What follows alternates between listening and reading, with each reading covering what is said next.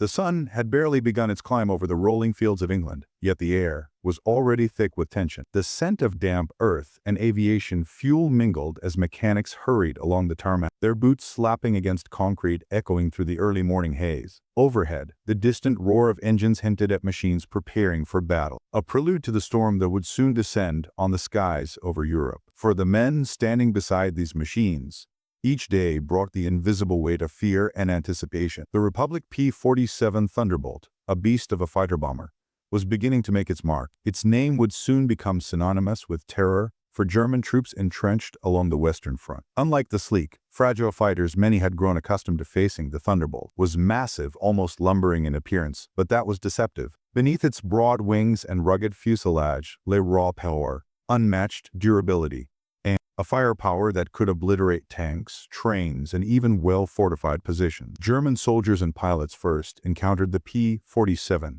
during the Allied bombing campaigns over occupied Europe. Reports trickled back, some whispered over radios, others scribbled in journals of a plane that could absorb damage with little more than a shudder, shrugging off attacks that would down other aircraft. Instantly, it was not just a fighter. It was a weapon that changed the calculus of air combat. The aircraft's designer, Alexander Kartveli, had envisioned a plane that could dominate both the skies and the battlefield below. At over 8,000 pounds empty and nearly 12,000 fully loaded, the Thunderbolt was not agile in the way a Spitfire or a Bf-109 could be, but it had something far more important: resilience. Its turbocharged rail engine roared like a beast in full stride, capable of taking the plane to altitude above 30,000 feet while carrying an arsenal of 8.50 caliber Browning machine guns. These were no ordinary guns. They tore through German armor and bunkers with frightening efficiency. For the German infantry caught below, the arrival of the P-47 was nothing short of horrifying. Imagine a field quiet but tense, the distant thud of artillery echoing through the hills, when suddenly a shadow blotted out the sun, followed by a staccato of gunfire and explosions. Trenches and pillboxes that had seemed safe moments before were suddenly reduced to rubble. Soldiers described the experience in hushed tones. A machine that could not only fly faster than many planes but could endure punishment that would ground anything else.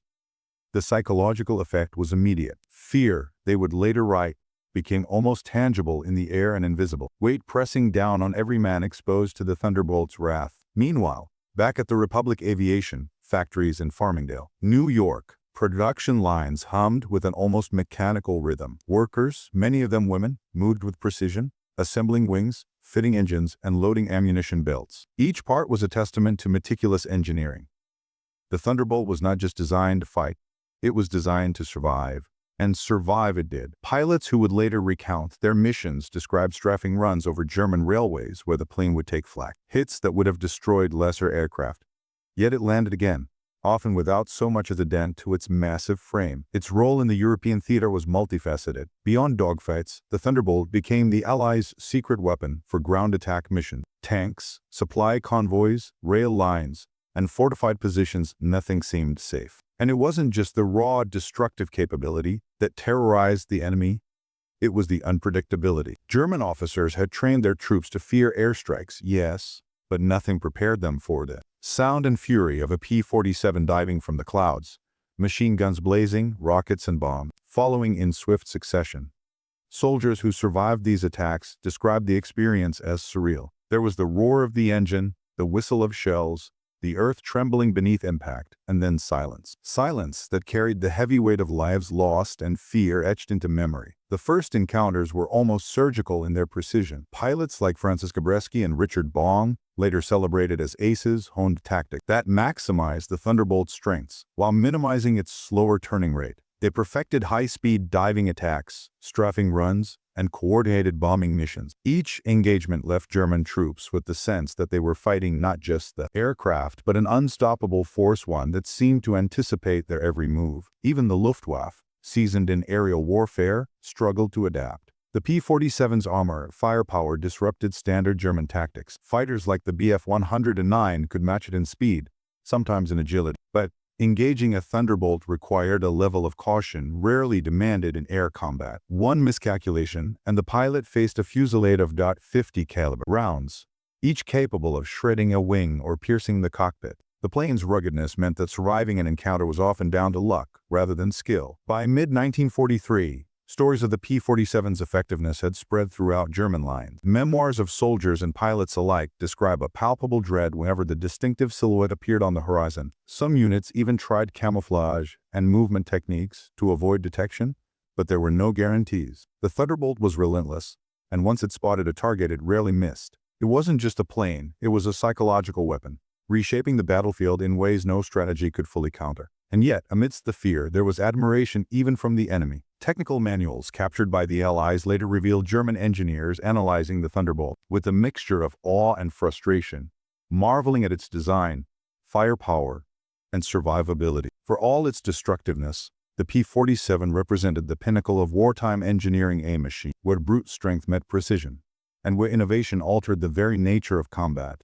In the villages of France, Belgium, and the Netherlands, civilians began to associate the P-47 not just with liberation, but with terror. Those who saw it in action described it as a rolling thunderstorm, deafening in its approach, violent in its execution, and vanishing almost as quickly as it had appeared. Every dive and every strafing run carried with it an almost cinematic intensity that would later inspire generations of war correspondents and filmmakers alike. The legend of the P-47 Thunderbolt was only beginning to take shape. Soldiers on both sides would come to understand that this was not a machine to be underestimated. For the Germans, it became a symbol of the shifting balance of power. In the skies, a reminder that the Allies were not just advancing across the land, but dominating the air with a force that combined engineering brilliance with sheer human courage. And so, as the sun climbed higher over England on that June morning in 1943, the engine of the Thunderbolt roared to life, each note carrying the promise of destruction, precision, and fear. Little did the German soldiers know that they were facing a turning point in air warfare, one that would haunt their memories long after the guns fell silent.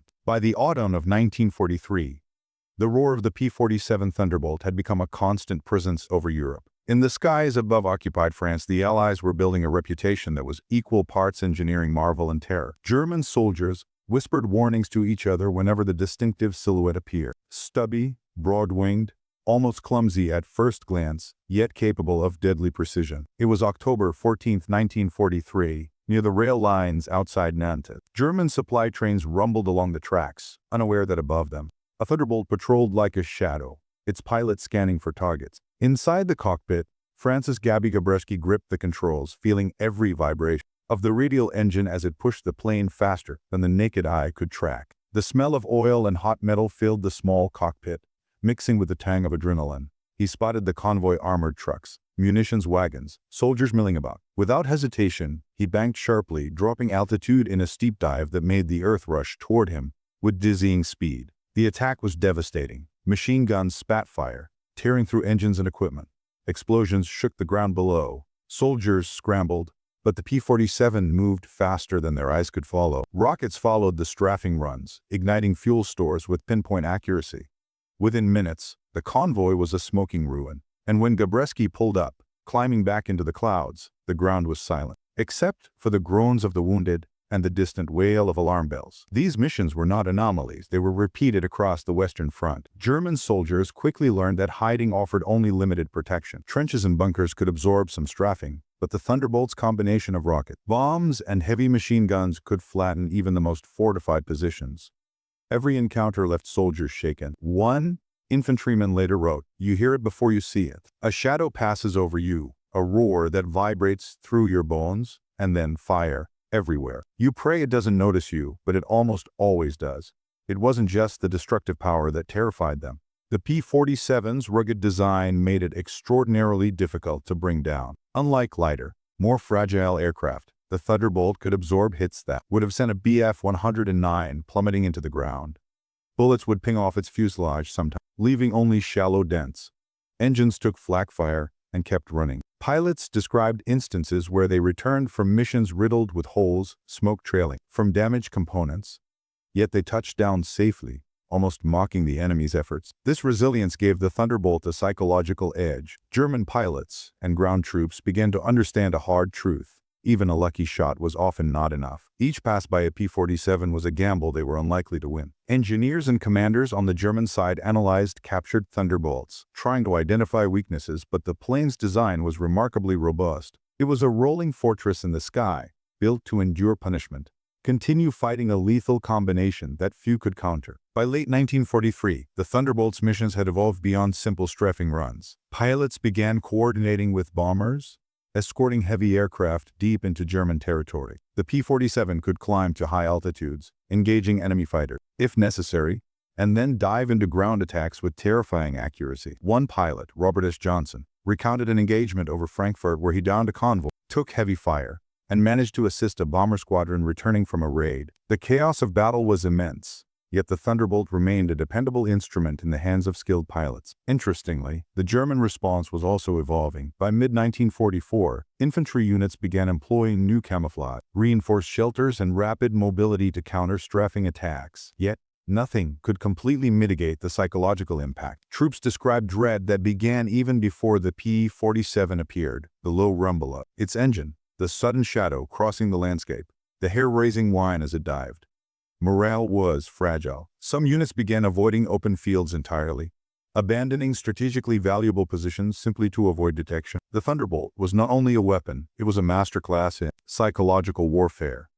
Its pilots were trained to exploit fear, attacking swiftly and unpredictably. Combat reports frequently mention the terror in enemy eyes, soldiers frozen in trenches, unable to respond until it was too late. The plane's size and firepower made it a nightmare for the German panzer divisions, which were particularly vulnerable to its rockets and bombs. Tanks that once seemed invincible were shredded in seconds. Supply lines, the lifeblood of any army, were decimated, creating logistical nightmares that stretched German resources to the breaking point. Engineers and historians have since marveled at the P-47's versatility. It could escort bombers, engage fighters, perform ground attack missions, and survive damage that would have grounded any other plane. Its turbocharged engine allowed high-altitude operations, while its heavy armor and self-sealing fuel tanks increased survivability. Every design choice reflected a single-minded philosophy to create a plane that would dominate the sky and terrorize the enemy below. Even the Luftwaffe aces struggled to counter it. Pilots who had once feared no enemy found themselves reassessing tactics when facing the Thunderbolt. Aerial dogfights became chess matches where the P-47's advantages had to be neutralized with careful planning, coordinated attacks, and often sheer luck. Any misstep could result in catastrophic loss. Memoirs of Luftwaffe veterans describe frustration bordering on disbelief as they encountered a machine that could not be easily defeated by conventional methods, and yet, despite its destructive capability, the Thunderbolt also inspired a sense of awe. Allied soldiers and pilots recognized it as a symbol of innovation and tenacity. It represented the industrial might of the United States, the ingenuity of engineers like Kurt Lee, and the courage of the men willing to fly it into heavily defended skies. Every mission was a testament to human skill and daring, executed within a machine that embodied raw power and resilience. By the winter of 1944, the P-47 had cemented its place as a dominant force in the air war over Europe. German soldiers and commanders spoke of it in tones of fear and respect. Its presence reshaped battlefield strategies, forced changes in defensive positions, and caused a psychological impact that lasted far longer than any single bombing raid or strafing attack. Those who survived encounters often remembered them for the rest of their lives. The roar of engines, the flash of bullets, the trembling earth beneath, and the inescapable sense that they were facing an unstoppable force. Even today, historians and aviation enthusiasts study the Thunderbolt, not just as a plane, but as a turning point in air combat. Its combination of firepower, durability, and psychological effect on enemy troops set new standards for fighter bombers. For the German soldiers who faced it, there was no question. The P-47 Thunderbolt was more than a plane. It was a nightmare given wings, a relentless hunter in the skies, and a decisive factor in the Allied push across Europe. March 7, 1945. The skies over the Ruhr Valley were cold and gray, heavy with winter clouds, the air carrying a metallic chill that bit at the pilot's exposed skin. On the ground, German soldiers huddled in trenches and behind shattered buildings waiting, hoping that this time the thunderous roar they had learned to dread would pass them by. But it didn't. The P-47 Thunderbolt was overhead, engines roaring like an approaching storm, wings slicing through the clouds with the inevitability of fate. This was the climactic stage of the Thunderbolt's campaign and era, where its impact was not just tactical but psychological. Pilots had honed every maneuver, perfected every dive and strafing run. Each Thunderbolt sortie was a dance of precision and destruction. Soldiers on the ground knew that no position was truly safe. Even armored bunkers designed to withstand artillery were vulnerable. Rockets and bombs tore through reinforced concrete as if it were paper. The air trembled with explosions, and the earth shook beneath the power unleashed from above. One particular engagement near Cologne illustrates the terror and awe the Thunderbolt inspired. A convoy of German armored vehicles and supply wagons moved cautiously along a narrow road. High above, a formation of P-47 seconds approached silently. At first, the distant hum of their engines masked by the wind. Then, in an instant, they were upon the convoy. Machine guns erupted in staccato bursts, rockets streaked down like deadly comets, and explosions lit the winter sky. Soldiers scrambled for cover, but the plane's sheer size and accuracy left few options. When the smoke cleared, vehicles were overturned, supplies destroyed, and survivors shaken to their core. Accounts from both sides describe a surreal intensity: the chaos, the noise, the relentless assault. For those on the ground, it was as if the sky itself had become an instrument of war. Yet the Thunderbolt story was not only one of destruction, it was a testament to human courage and resilience. Pilots like Gabreski, Robert S. Johnson, and others faced enormous risks, flying over heavily defended territory, dodging flak, and sometimes facing multiple enemy fighters. They were acutely aware that any miscalculation could be fatal. Each mission required nerves of steel, lightning reflexes, and a deep trust in the aircraft that carried them. Inside the cockpit, the smell of hot oil, the vibration of the engine, and the constant awareness of danger created an intense, almost visceral connection between pilot and machine. For the German soldiers, the psychological toll was immense. The Thunderbolt was no longer just a plane.